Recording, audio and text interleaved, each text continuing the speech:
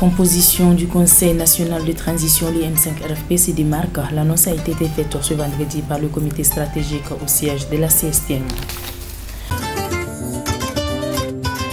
Conflit intercommunautaire au centre du Mali, au moins 3 pactes de non-agression ont été signés ces dernières années.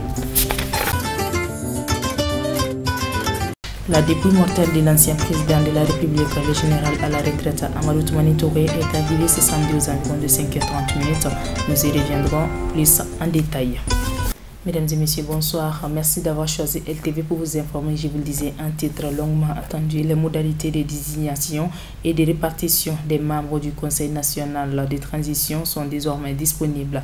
C'est dans ce cadre que le comité stratégique du mouvement du 5 juin des forces patriotiques a tenu un point de presse ce vendredi au siège de la CSTM pour faire le point de la situation. Reportage. Encore une fois, le cri de cœur venant du mouvement du 5 juin, Rassemblement des forces patriotiques, n'a pas été entendu par les nouvelles autorités du pays. En effet, le M5RFP rejette le décret numéro 2020-0142 du 9 novembre 2020, fixant les conditions de désignation du Conseil national de transition. Selon Shogel Kokala Maïga, ce décret vient foirer le plan et la politique fixée par le mouvement anti-régime d'Ibeka. Le M5RFP ne laissera personne empêcher l'émergence d'un Mali nouveau. Personne. Le M5RFP n'acceptera jamais le retour des pratiques de l'ancien régime que nous avons combattu. Le M5RFP a dit ici qu'il veut une transition de rupture pour refonder l'État malien avec des objectifs clairs et précis, parmi lesquels l'ancrage durable de la paix et de la sécurité, de l'unité nationale, de l'intégrité du territoire et de la souveraineté de la République du Mali. Ce n'est pas négociable.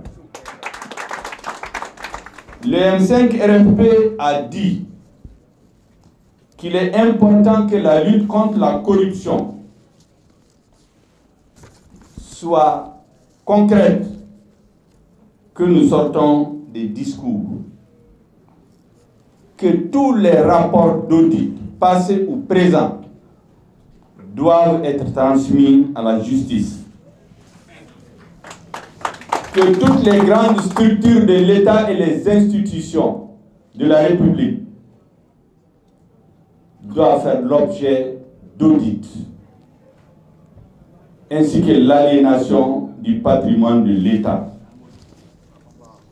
Le M5RFP a dit et exige des réformes politiques et institutionnelles pour aboutir à des élections crédibles et transparentes. Le M5RFP exige enfin que justice soit rendue pour les martyrs des 10, 11, 12 juillet 2020. Il ne sera pas question pour nous de faire la transition sans clarifier qui a donné l'ordre de tirer et de tuer les Maliens qui manifestaient pacifiquement. Qui sont leurs complices? Le M5RFP a dit aussi qu'il soutiendra fortement toutes les mesures favorables au changement. C'est vous dire que nous ne sommes pas dans une opposition systématique à la transition. Le M5RFP a dit aussi qu'il fera des pressions fortes pour amener les autorités de la transition à aller vers des mesures qui encouragent le changement. Par rapport à tout cela, je voudrais faire quelques mises au point. Nous entendons ici et là quelques turiféraires sur les médias faire croire que le M5 est opposé à l'armée. Mensonge. Le 18 août 2020, le M5 RFP s'est félicité et a félicité le CNSP pour le fait que l'ensemble des corps des forces armées de sécurité, comme un seul homme, ont adhéré au changement.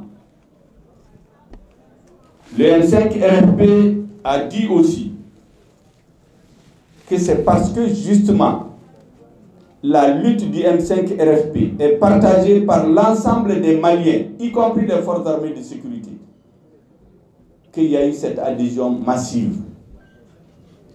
Le M5 RFP a dit clairement, dans les discussions avec le CNSP à Kati, que le CNSP, c'est l'aile politique du changement dans l'armée. C'est pour cela que des colonels donnaient des ordres à des généraux. C'est pour cela que des colonels nommaient des généraux. C'est parce qu'ils constituaient le pendant du M5 dans l'armée. Les deux forces du changement. Mais ce qui se passe aujourd'hui, pour ceux qui disent que le M5 est contre l'armée, ils passent totalement à côté. Ce qui se passe aujourd'hui, ce n'est pas au nom de l'armée. C'est au nom de quelques personnes. Et ils ne rendent pas service à l'armée. Je veux le dire très clairement. Personne ne nous opposera à nos forces armées de sécurité qui sont avec nous, qui partagent notre lutte. Parce que c'est la lutte du peuple malien. Donc que les propagandistes et autres manipulateurs arrêtent. Nous nous rappelons ici le 18 août, à la télévision nationale, les officiers membres du CNSP ont dit à la face du monde, devant Dieu et les hommes, qu'ils veulent organiser une transition politique, civile. Nous avons aujourd'hui un gouvernement de militaires, composé de militaires. Les civils qui sont là sont nommés par les militaires. Et aujourd'hui, ils veulent une assemblée dont les membres seront nommés par les militaires, présidés par les militaires. Le M5 RFP ne peut pas se rendre complice de l'installation des régimes militaires qui ne rendent service ni au Mali, ni à la démocratie, ni à notre armée.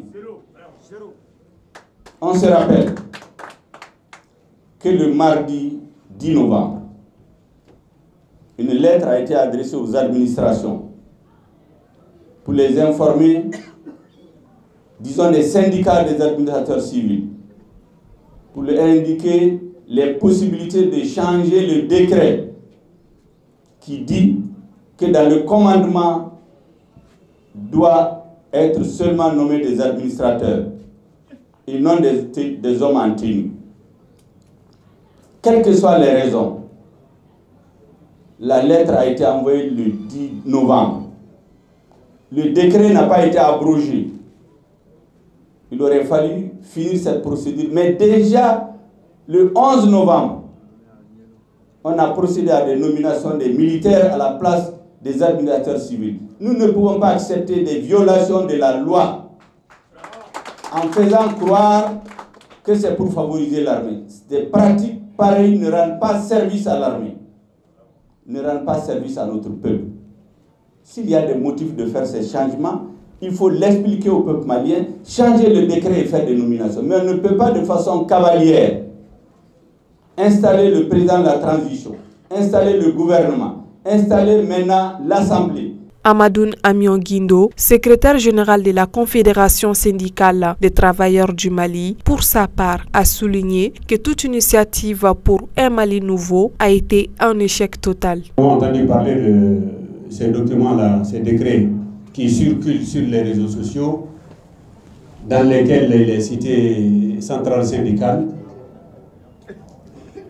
A priori, nous disons que ça ne nous concerne pas.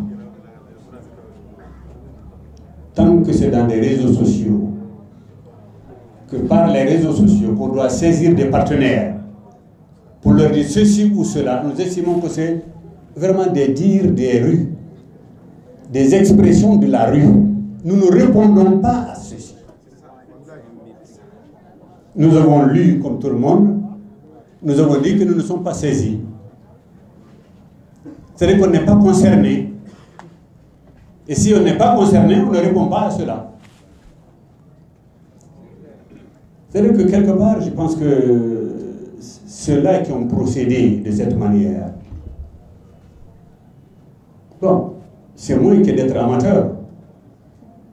En tout cas, par rapport au syndicat, nous ne désignons jamais quelqu'un pour que quelque part il soit censuré. Dans les principes du syndicalisme, ça ne se fait pas dans le monde entier.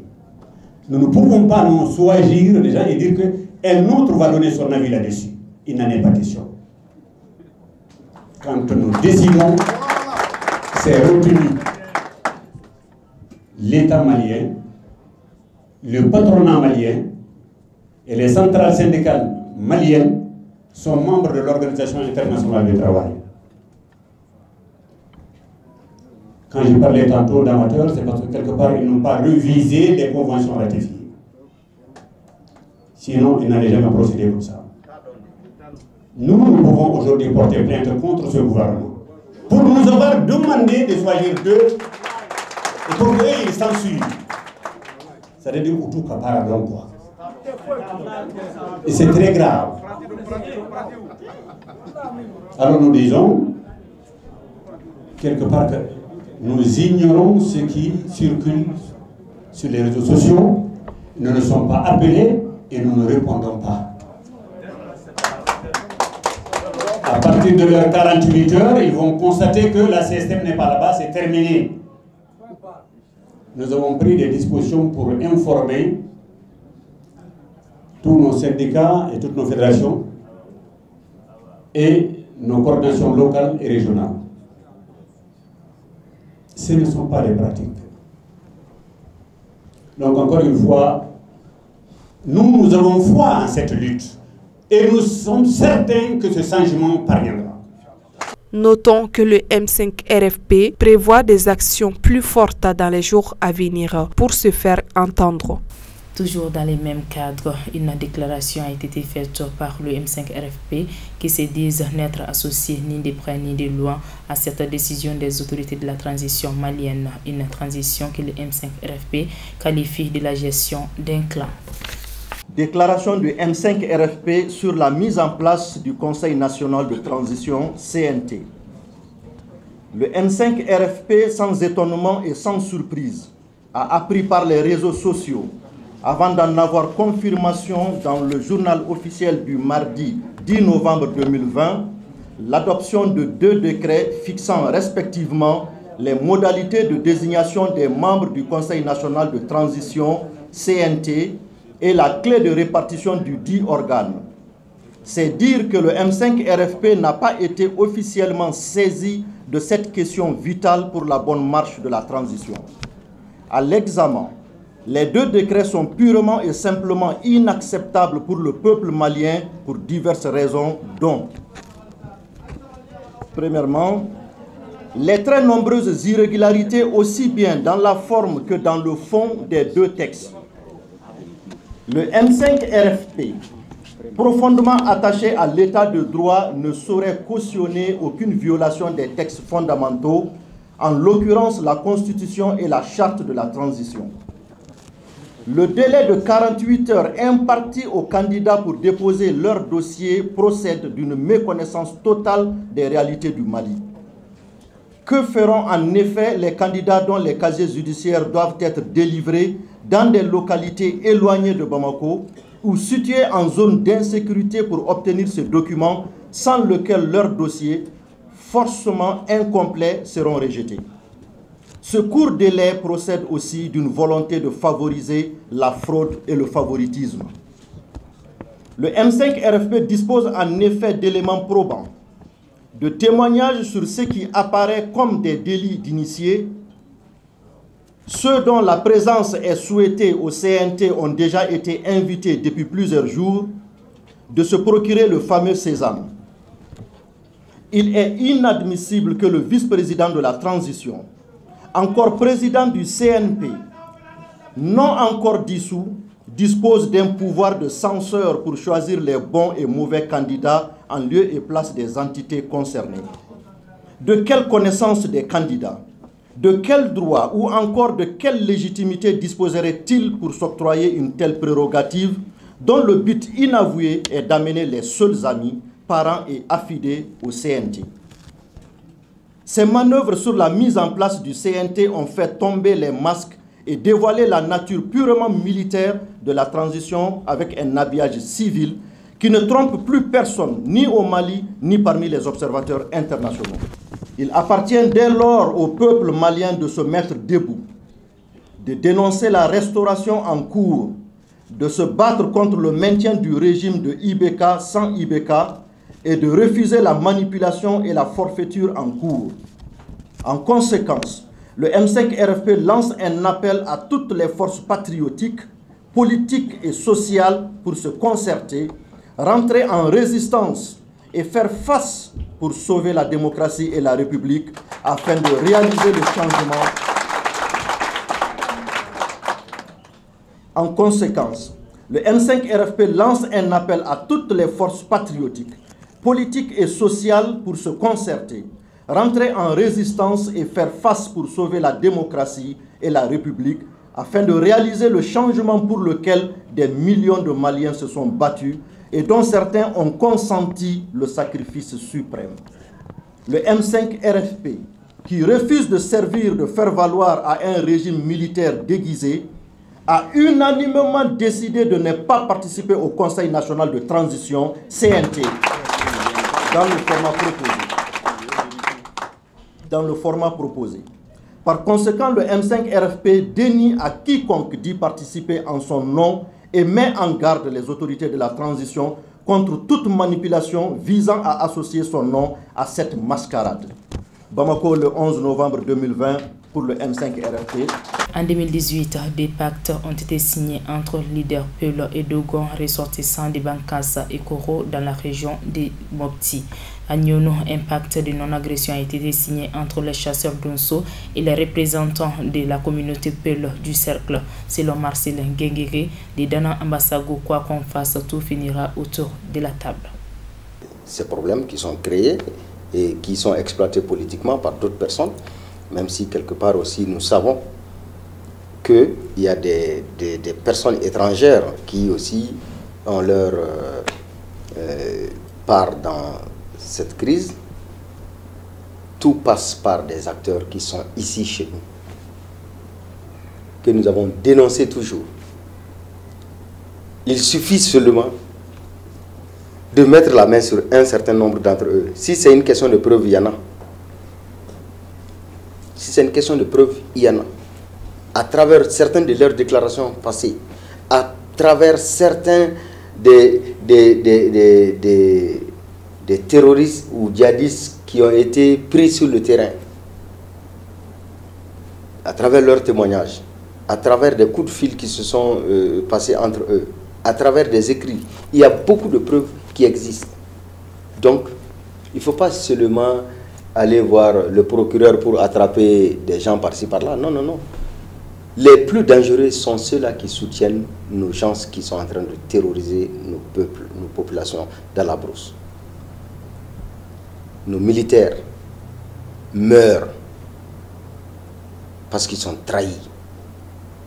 Nos populations sont meurtries parce qu'elles sont trahies aussi par des gens qui sont en leur sein. Tout ça est connu, mais personne n'oserait le dire parce que si tu le dis, personne ne te protégera. Donc,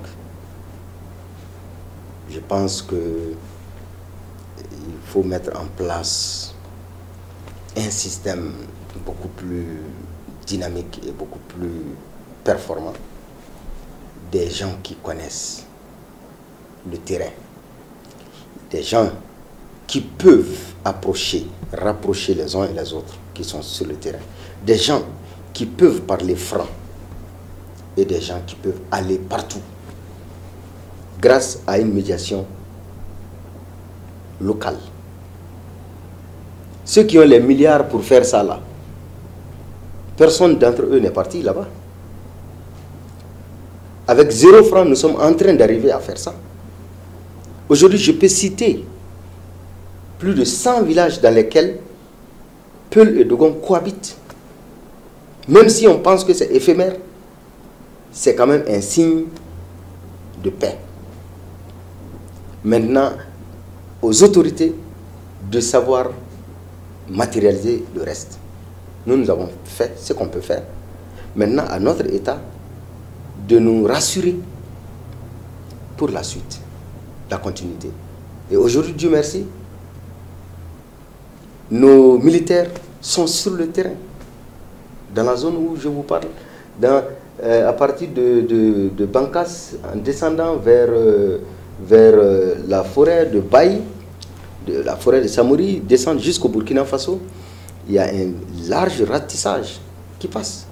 Et nous appelons toujours nos populations à collaborer avec nos militaires pour leur faciliter leur travail, à travers les informations, à travers le renseignement, à travers aussi les guider sur les sites, sur le terrain. Et ce travail est en train d'être fait de façon très salutaire. Donc c'est ce qu'il faut faire ailleurs aussi. C'est vrai qu'il y a beaucoup de personnes qui sont en train de communiquer pour dire que oui, nous sommes en train de faire allégeance, on est en train de ceci. C'est facile de parler quand tu es loin de la zone.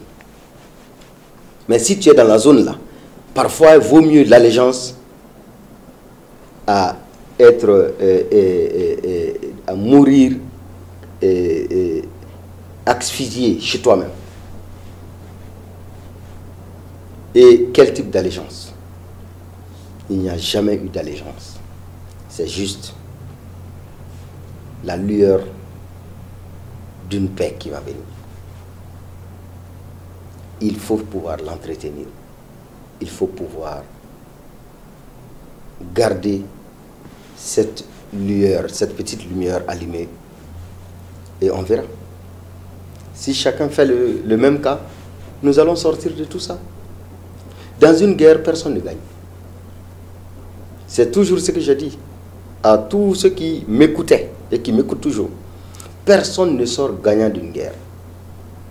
Ce qui est sûr, il y a des morts de tous les côtés. Ceux qui sont morts, personne ne peut les ressusciter. Il y a des biens perdus de tous les côtés. Et très généralement, tous ces biens perdus sont partis. Il y a des patrimoines pillés et qui ne pourront jamais revenir. Et quoi qu'on dise, quoi qu'on fasse, tout finira autour de la table.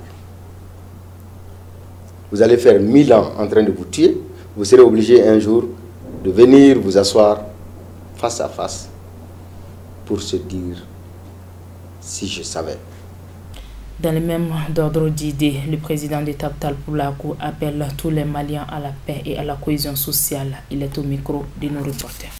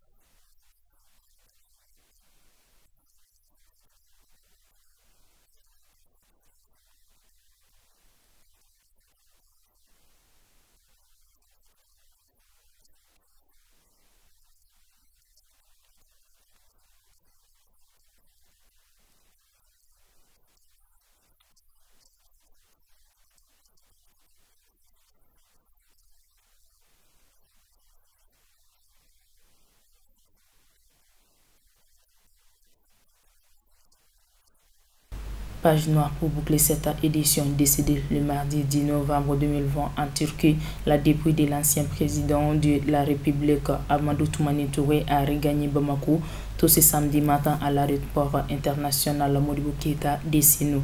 Ils étaient nombreux à sortir massivement pour accueillir la dépouille. Reportage. L'avion présidentiel ramenant la dépouille mortelle du président ATT a atterri sur le sol malien dans la nuit du vendredi à samedi. Certains membres du gouvernement, sa famille, ses amis et sympathisants étaient présents à l'aéroport pour l'accueillir. En dépit de l'heure, plusieurs Maliens se sont également déplacés pour l'ancien président. Son décès ne cesse de faire pleurer les cœurs. Voici quelques témoignages. Je voudrais de prime abord m'incliner devant la mémoire de cet illustre disparu. En ATT, nous avons perdu un grand homme et un bâtisseur. ATT est un homme à plusieurs dimensions. Certains vous parleront de ATT en tant que militaire, un militaire qui refuse la guerre. Certains vous parleront de ATT pour les logements sociaux. D'autres vous parleront de ATT pour l'assurance maladie obligatoire. Et ils vous diront ATT, les bâtisseurs qui a fait des ponts, qui a fait des routes. Et ATT, un homme d'une très grande humilité, un homme affable. Et moi, j'ai été ministre de l'Emploi et de la formation professionnelle. C'est important de retenir aussi ce qu'il a fait dans ce domaine-là, l'emploi et la formation professionnelle. Et sous la transition déjà, ATT a créé une structure qui s'appelle la cellule d'appui à l'insertion des jeunes diplômés. Ça veut dire que la problématique de la jeunesse, il l'a comprise très tôt et il a pris ça au sérieux. Et après, la cellule d'appui à l'insertion des jeunes diplômés a été supprimée à un moment. Et quand ATT est revenu, il a créé l'Agence pour la promotion de l'emploi des jeunes. Et chemin faisant, il s'est rendu compte qu'il y avait des difficultés pour financer l'emploi des jeunes. Il a créé la taxe emploi jeune. Et il a fait un programme emploi jeune qu'on appelle le PEJ. La jeunesse, c'est les questions d'emploi. Les questions d'emploi, c'est des questions de compétences. Et il s'est rendu compte qu'il y a un travail à faire par rapport au renforcement de l'employabilité des jeunes. Donc non seulement il y avait la PEJ, il y avait déjà le FAPA, avec la taxe de la formation professionnelle qui était à 0,5%, ATT a mis ça à 2%. Donc la taxe de la formation professionnelle à 2%, la taxe emploi jeune à 2%, les deux faisaient à peu près 4 milliards, ça faisait 8 milliards pour renforcer l'employabilité, la capacité des jeunes et des travailleurs. Et dans ce domaine, il a beaucoup travaillé et il a été un visionnaire par rapport à ce domaine-là, l'emploi et la formation professionnelle. Le programme de volontariat qu'il a créé, et les gens ont mis du temps avant de comprendre. Et c'est un programme qui est très important pour la jeunesse, parce que nous nous sommes rendus compte qu'au sortir des écoles de formation, les jeunes avaient cette difficulté d'avoir un lieu de stage. Il faut avoir des relations dans l'administration ou dans les structures privées pour bénéficier d'un stage. Le volontariat obligeait l'État à mettre les jeunes en stage. On a commencé avec 1000, on est allé à 2000, on est allé à 5000 jeunes. 5000 jeunes qu'on prend pendant une année, à qui on donne des indemnités de déplacement. À l'époque où vous étiez ministre de l'Emploi et oui. de la formation professionnelle. Oui, si je comprends. J'étais ministre de l'Emploi et de la formation professionnelle. J'ai été directeur du phare, après j'ai été directeur de la PEJ et j'ai été aussi ministre de l'Emploi et de la formation professionnelle. Et au-delà de tout ça, il s'est rendu compte que la problématique dans nos pays, c'est les ressources humaines. Et on a initié ce qu'on appelle le PRODFP, Programme décennal de la formation professionnelle pour l'emploi. C'est un programme de 1000 milliards de francs CFA qui devait prendre en compte le renforcement des capacités dans un schéma plus holistique. Et ce programme, on a commencé la mise en œuvre. Donc la formation professionnelle devait concerner tout le monde et on devait mettre le tout ensemble dans un seul projet qui devait aller progressivement. La formation professionnelle, on a fait aussi le lancement, la première rentrée de la formation professionnelle. Nous l'avons fait avec ATT. C'était à Djoliba. Comme pour dire aux gens que la formation professionnelle n'est pas une formation par défaut, que c'est une formation comme toutes les autres formations. Et que d'ailleurs, c'est cette formation qui génère moins de chômeurs que les autres formations. Donc non seulement les diplômés de l'éducation nationale étaient pris en charge dans les volontariats, les gens qui n'avaient pas la chance d'aller à cette école-là, on les prenait dans le cadre de la formation professionnelle. Donc on a structuré la formation professionnelle pour valoriser la formation professionnelle, qu'on comprenne que c'est aussi une formation comme les autres. Voilà ce que dans mon domaine, l'emploi et la formation professionnelle, on peut retenir du monsieur que les gens appellent le grand défenseur ou le créateur des logements sociaux, l'amont, les ponts, les routes. Mais les gens oublient aussi ce domaine où il a fait des choses extraordinaires. Et c'est ce que moi je retiens de ATT. Un grand bâtisseur, un grand visionnaire, un homme affable. ATT prenait beaucoup de temps à écouter les gens. Et il s'enrichissait de cette écoute-là. Quelqu'un l'a dit, parmi les grands, il pouvait être grand. Avec les petits, il pouvait aussi être petit. D'abord, je tiens à présenter toutes mes condoléances à toute la nation malienne, à la famille de notre regretté président, Amadou Toumani Touré, qui est l'un des acteurs principaux de l'avènement de cette démocratie. Le Mali vient de perdre, en l'espace de 2 mois, un autre président qui a été, je le dirais, l'ami des enfants, mais les cousins aussi de tous les Maliens.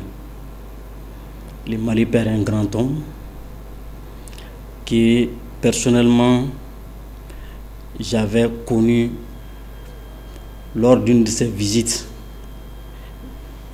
surprise qu'il nous a effectuées, notamment dans mon quartier à Sévénoukoro, par rapport à l'établissement à la réhabilitation de notre terrain de sport.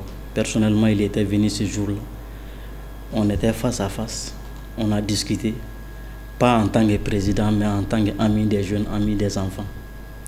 Je retiens de lui un homme ouvert, un patriote, un homme engagé, qui n'avait que le Mali, Et nous présentons vraiment toutes nos condoléances les plus émues. Que la terre lui soit légère et que son âme repose éternellement en paix. Je pense que c'est une immense perte pour ce pays. Comme on dit chez nous, un grand arbre, un grand baobab vient de tomber. ATT, c'était l'homme de tout le monde, grands et petits, hommes et femmes. C'était un homme de vision, un homme de passion. C'était un homme qui adorait ce pays-là, qui adorait les enfants de ce pays. Il connaissait le pays, de Kaya Kidal, il connaissait les hommes de ce pays, il connaissait les situations, donc c'était un homme d'expérience. Et il a su se projeter notre pays dans l'avenir. ATT, c'était aussi un bâtisseur, parce qu'il voulait chaque jour poser une pierre, et je pense qu'il a réussi à le faire. Tout le monde, on ne peut pas compter les réalisations qu'il a faites en 10 ans. Je dirais même un peu plus loin, ATT a réalisé en 10 ans ce qu'on n'a pas fait en 40 ans. C'est extraordinaire l'impact qu'il a laissé dans ce pays-là.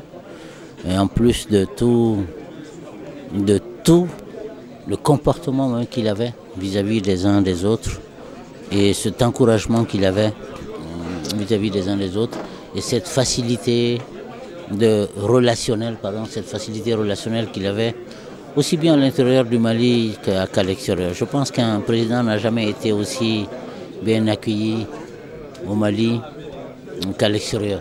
Le Mali était sur la carte, comme on dit, le Mali était sur une vision d'avenir et nous avons perdu un grand homme.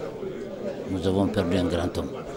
Et j'espère que son exemple servira pour les générations à venir, puisque c'était un homme de rassemblement et un homme de consensus.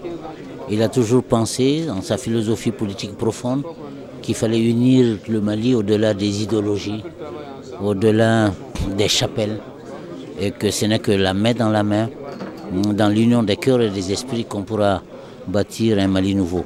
Et je pense qu'encore aujourd'hui, avec les événements que nous avons vécus ces temps-ci, cette réalité pointe à l'horizon. Plus que jamais, nous avons besoin d'appliquer la théorie et la pratique de l'ATT. Que son âme repose en paix et que le bon Dieu lui accorde le paradis éternel.